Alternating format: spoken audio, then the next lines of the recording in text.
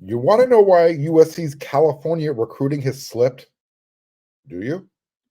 You are Locked On Trojans, your daily podcast on the USC Trojans, part of the Locked On Podcast Network, your team every day.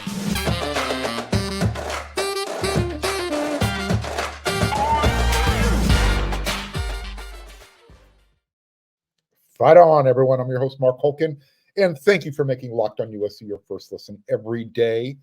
Whether you're going to watch a show on YouTube or wherever you want to download your podcast, this show is free. I appreciate your support. Show your appreciation. If you're watching on YouTube, help keeping this show grow. Become a subscriber. Smash that thumbs up button. Don't forget to hit that bell notification. Today's episode is brought to you by FanDuel. Make every moment more. New customers join today, and you're going to get $200 in bonus bets if your first bet of $5 or more wins. Visit FanDuel.com/locked-on to get started. I'm starting to notice some trends with California's recruiting base. Things are starting to stack up on top of each other here. My everyday viewers, listeners, you're going to remember a topic I brought up on one of my Friday rants not too long ago, the last couple of weeks, regarding the tackle football and California wanting to ban it for the kids under 12 years old. Fortunately, that bill is dead on arrival. Ironically, my concern was that when you start taking away football at a young age, that eventually it's going to kind of catch up to itself, and that the talent pool is going to be even more shallow than it already is in California. I'm coming from, once you start telling kids that's not fun, it's dangerous, you don't want to do it, they'll start looking for other things to do. And by the time you want them to maybe get involved in football, they have no interest. So, right now, there's already, large high schools that have challenges fielding, varsity, junior varsity, as well as, freshman teams. That was never an issue 10, 15 years ago. So you want to know why Lincoln Riley has been looking outside the Golden State for talent?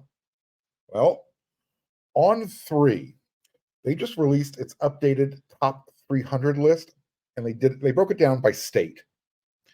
And California is not number one. They're not number two. They're not even number three. They got the show. They came in number 4. The state of Texas had 45 of the On3's top 300 players. Georgia was next with 38. Florida came in third with 32. And then was California. Only 24 of the top 300 players, according to On3, come from the state of California. When you look at the states with the highest population totals in the country, it goes California, Texas, Florida, and Georgia is number 8. So correlation, what are we looking at here? Or is California just going through a really down cycle right now? This is why Coach Riley and his assistants, have been hanging around out, in states like Georgia and Texas. They're trying to fill the recruiting classes where, according to the recruiting services, where the elite talent is hanging out, because it's no longer in California. Look, we all want to keep the best of the best from the state, in state, right? Keep it in house, and if you can, come into USC. But right now, it kind of feels like you have to pay the guys in California to stay home. Out of the 24 guys who cracked the top 300, 19 of them left the state, left California. That's a high rate. Someone do the math for me. That's close, 75%? USC has 2 of the top 24. 2 of the top 300 of the 24 that came from the state of California.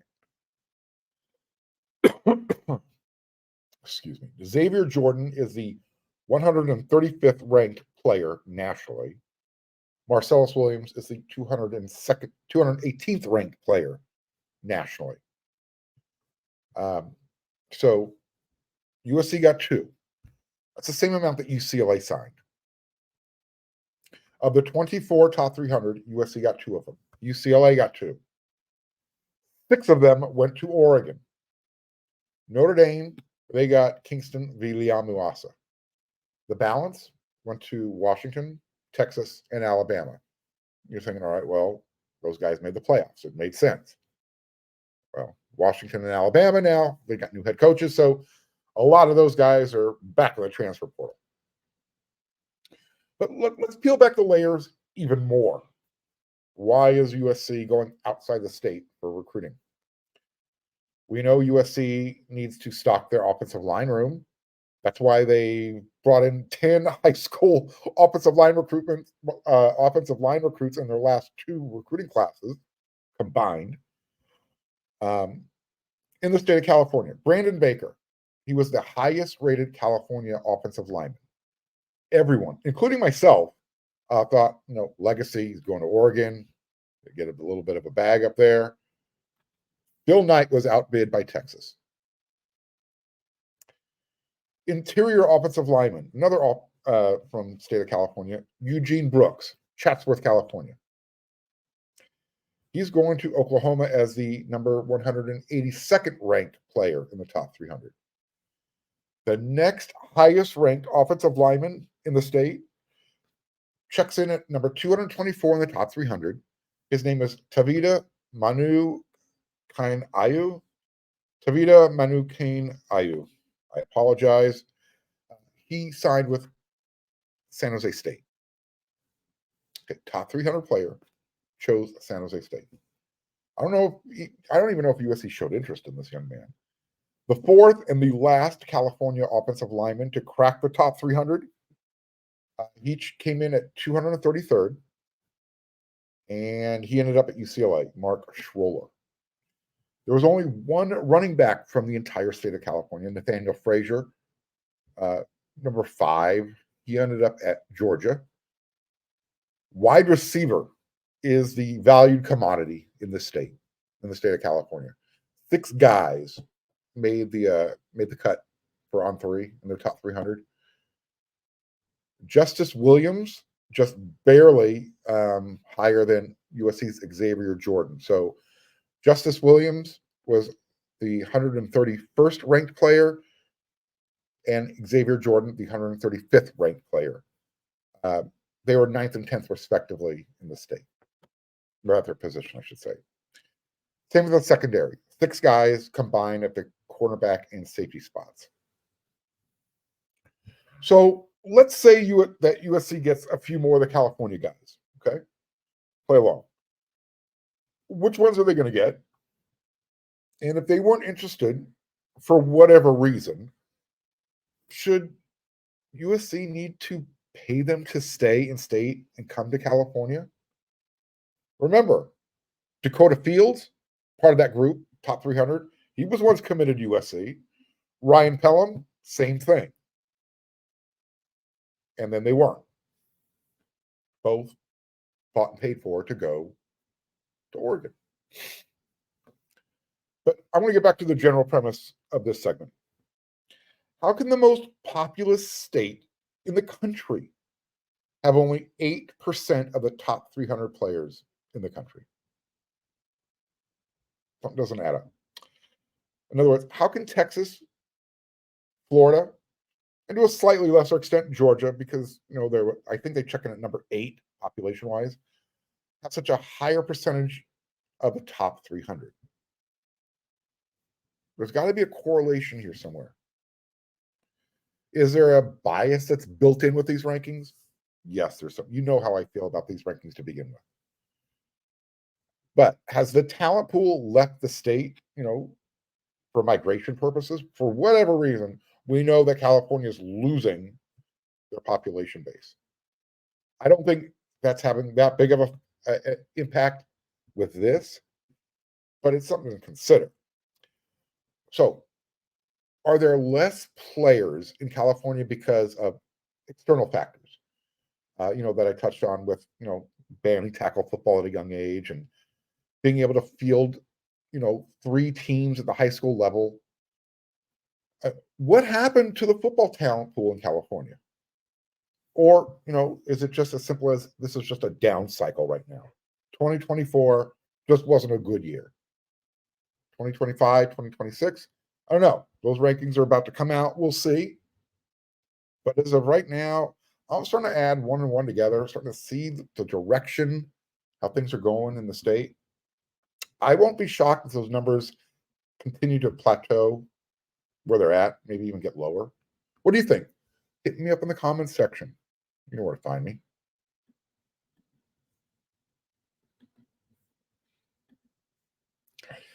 Happy Super Bowl to all who celebrate from FanDuel, America's #1 sportsbook. If you're like me, Super Bowl Sunday is all about scoring the best seat on the couch, grabbing all your favorite football snacks, and then got some extra money, make some Super Bowl bets, right? I love the commercials. I love the whole holiday vibe of the day. It's like a football Thanksgiving, just food all day and football TV commercials. As a former longtime Rams fan, I hate saying it, I am probably picking the 49ers right now over Kansas City. FanDuel has so many ways for you to end the season with a W, or 2, or 3. Not only can you bet on who will win the Super Bowl, but FanDuel also has bets for which players are going to score a touchdown, how many points are going to be scored, and they've got a whole bunch more ways as that you can bet as well. New customers, join today, and you're going to get $200 in bonus bets if your first bet of $5 or more wins. Just visit FanDuel.com/lockedon to sign up. That's FanDuel.com/lockedon. Make every moment more with FanDuel, an official sportsbook partner of the NFL.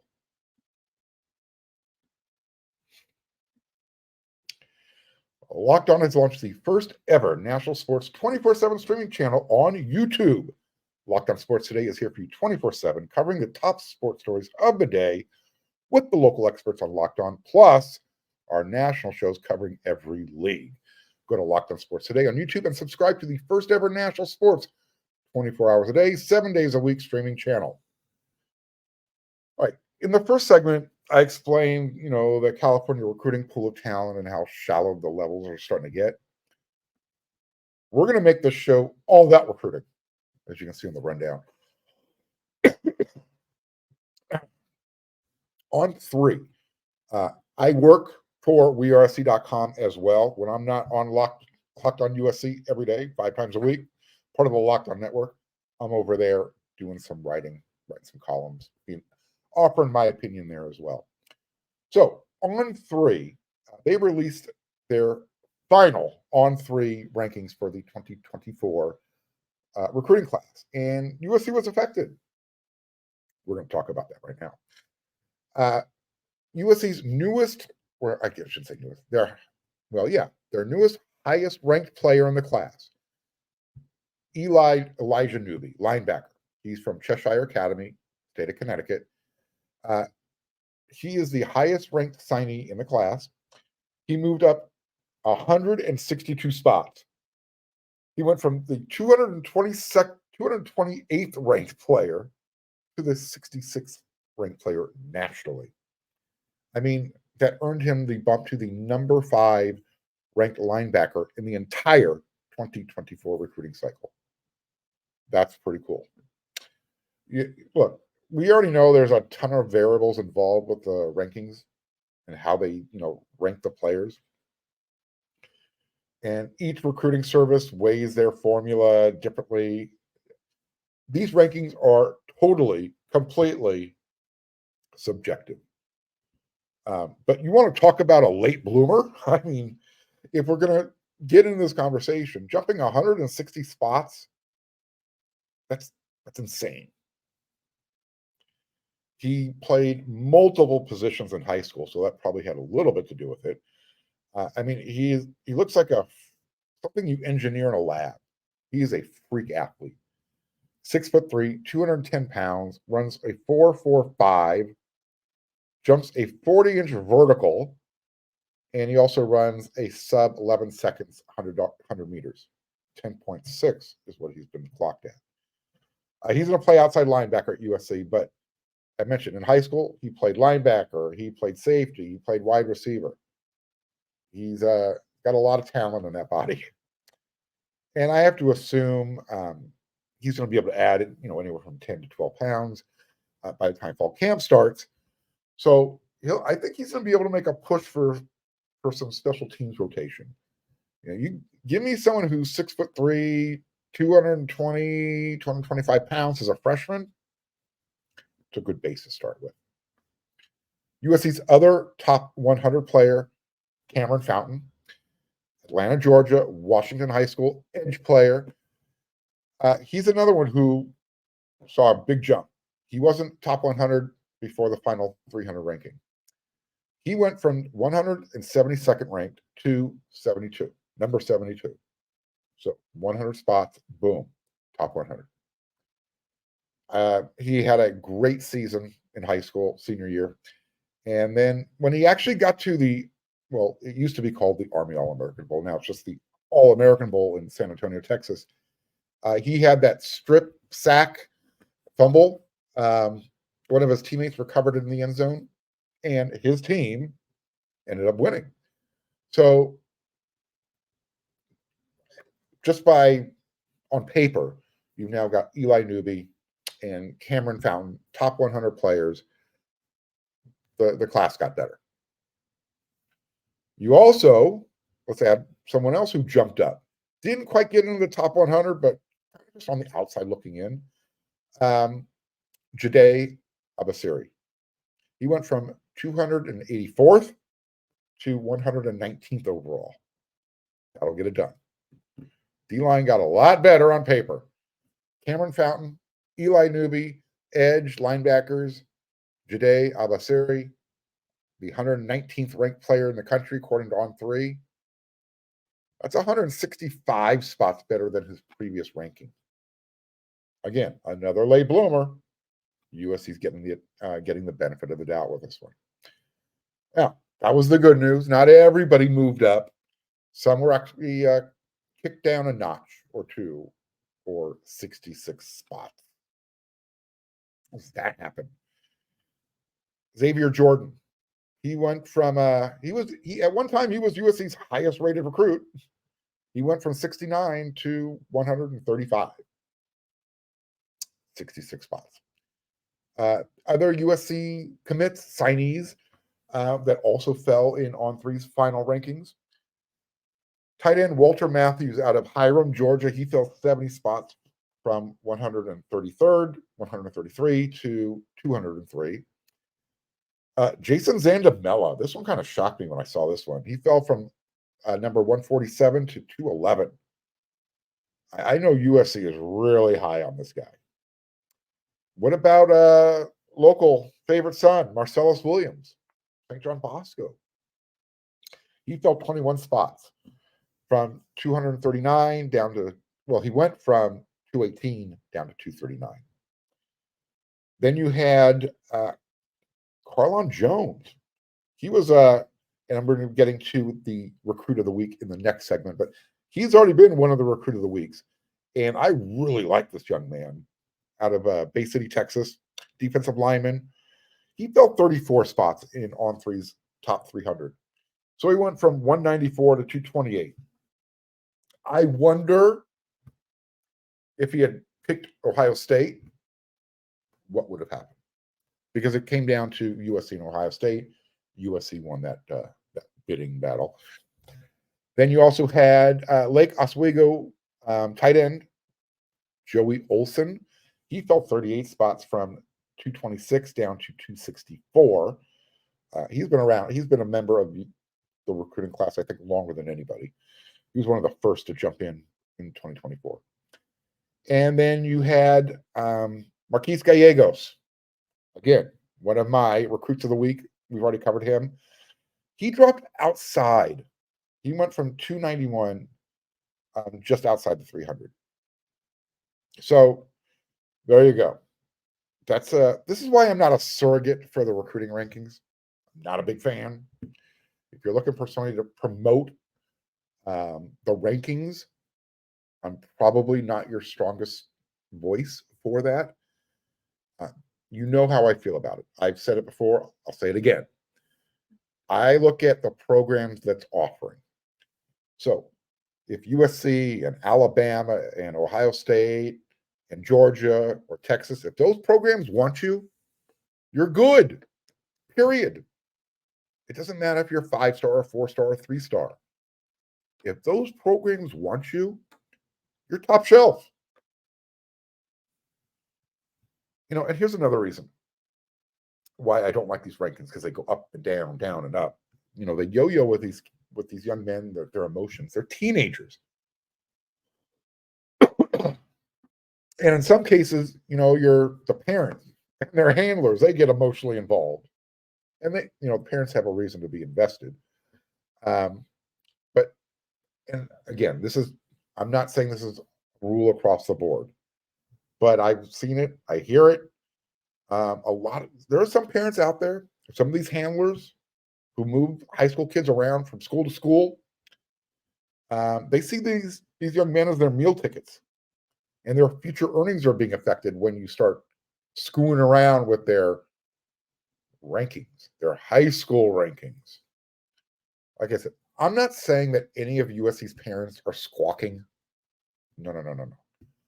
But again, you'll hear the chatter during the 7-on-7 season, and that's about to go full throttle right now. Oh, the February letter of intent day is almost here, February 7th. February 7th, by the way, runs all the way through until April Fool's Day. It's the actual February signing period, or the spring signing period, I guess is what we should call it. I remember when February signing day was the day to take off work. Not anymore. So let's remember, the class rankings are going to get reevaluated again after the February signing period. And then you're going to have the spring transfer portal window that opens up April 16th and runs through April 30th. The final class ranking for 2024 for USC, if you care, right now they're ranked 18th. That's going to get adjusted as we move into spring. But keep this in mind. If you care about the top 10 class, and USC is not going to get to the top 10 this year. It's just not going to happen. But USC had to wait until March last year. They had to wait for Deuce Robinson to make his commitment to get into that top 10 ranking. So, just kind of saying, be patient. The class right now isn't as you see 18th ranked and thinking, oh, that's crap. No, look who USC brought in. Did they fill the needs? I think they did. And you just got a couple of top 100 players. So it's a good day. Celebrate. We're going to talk about, I'm going to talk about the next recruit of the week in the next segment.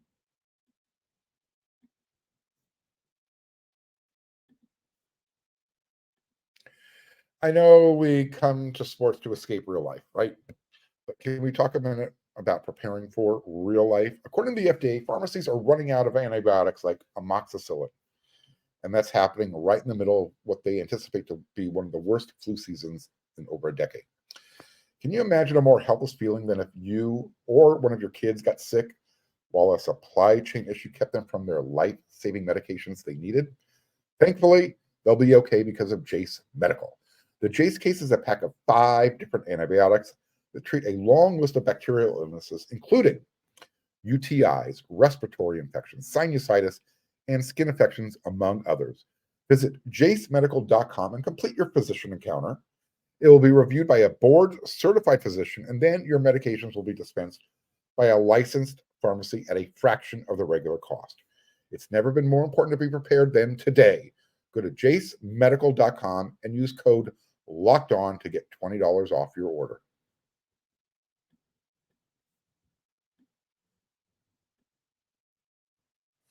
This week's favorite recruit of the week is, and I've already mentioned his name earlier in the show, Elijah Newby.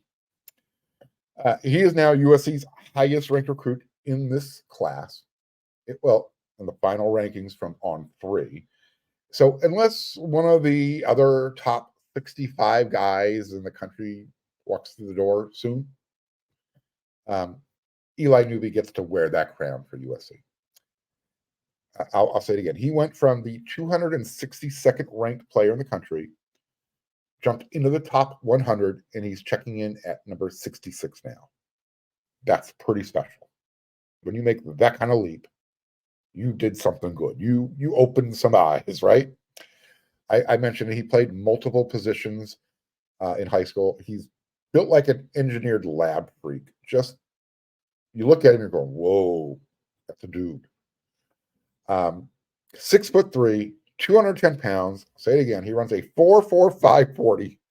He has a 40-inch vertical, and he runs a 10.6 100 meter. That will get it done. He's going to play outside linebacker at USC. But again, he has the skill set to play wide receiver. He can also play safety because he did that in high school as well. And look, he could have reopened his recruitment when Alex Grinch was released. And, well, I don't think he could have done it because I'm trying to remember when Roy Manning was let go. I think that happened before he enrolled. Regardless, Eli Newby stuck with his commitment. And he's enrolled at USC right now. So he's involved in winter workouts. And right now he has that brand new staff that's just ready to take his skill set and just turn him into greatness. That's what we all want. This is what the national scouting opinion of Eli Newby is. And this is coming from On3's Charles Powers.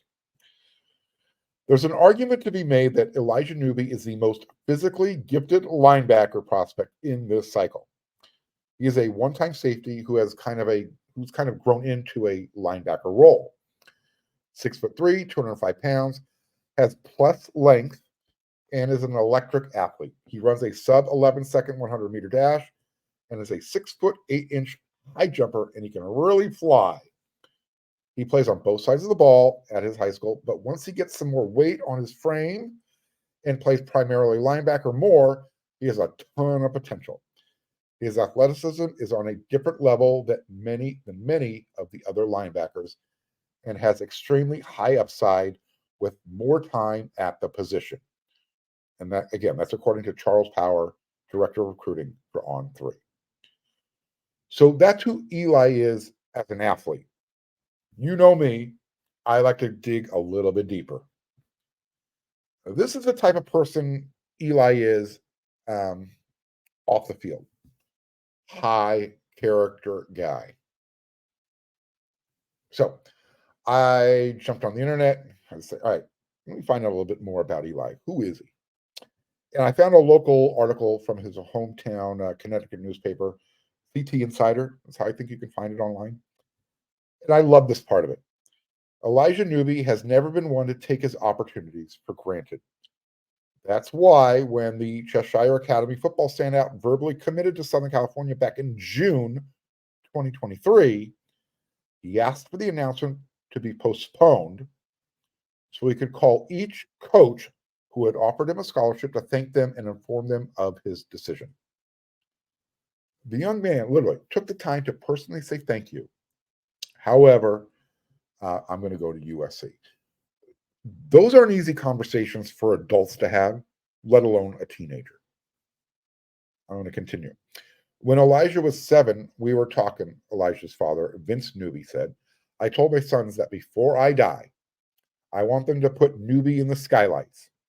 Elijah did not hesitate, and he said, Dad, I got you.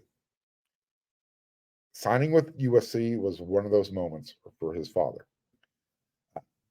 Here's what you need to know about Eli. He comes from humble beings, from humble beginnings. There were times when his family couldn't even afford to pay for Pop Warner football. And he actually went from a technical high school, eventually enrolled into a preparatory high school. And every time he takes advantage of every time an opportunity is presented to him, he takes advantage of it.